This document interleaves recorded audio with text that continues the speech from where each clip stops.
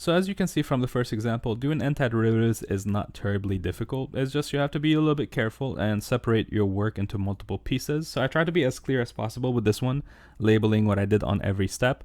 When I'm writing prop 2, prop 1, that means property number 1 from this table or property number 2 from this table was being used.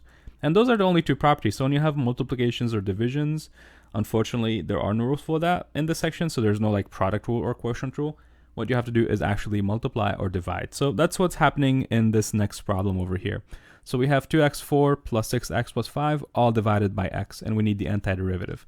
So it turns out that for these problems, you have to basically break the problem into multiple pieces, giving the denominator to each piece one by one. So kind of like this. So first break it up into multiple parts, then break each one of those parts down to its lowest terms. So for instance, 2x4 divided by x, the x's are going to cancel out, and when the x's cancel out, we just get 2x to the power of 3.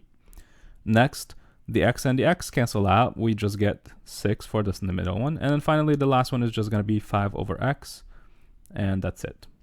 So now we're going to use property number 1 from the table to break each part by itself. So the 2x cubed is going to break off by itself, the 6 is going to break off by itself, and then the 5 is going to break off by itself with its own denominator, 5 over x dx.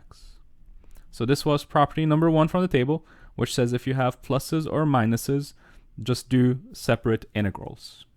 Now I'm going to take all the numbers out of the integrals. So the 2, the 6, and the 5, I'm going to break them away from the integral.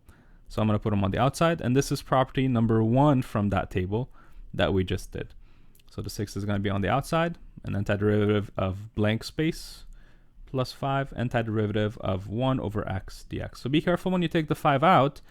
When you remove the 5, it's going to go on the numerator, and so you need basically a 1 on the numerator wherever the 5 used to be. Okay, so this was property number 1 from the table that we just mentioned. And so now we are ready to find the antiderivatives. For instance, the antiderivative of x cubed, just add 1 to the power and divide by the same thing. So you get x to the power 4 divided by 4. And that's pretty much the end of that one. Now we have 6, and then there's an antiderivative of nothing.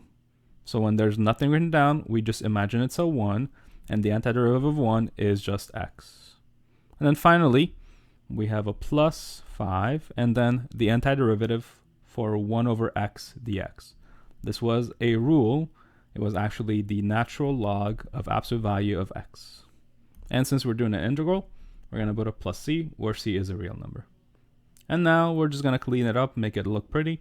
So for instance, the 2 and the 4 can be divided. When you divide them, you get 1/2 x to the power 4 plus 6x plus 5 ln of absolute values of x plus c.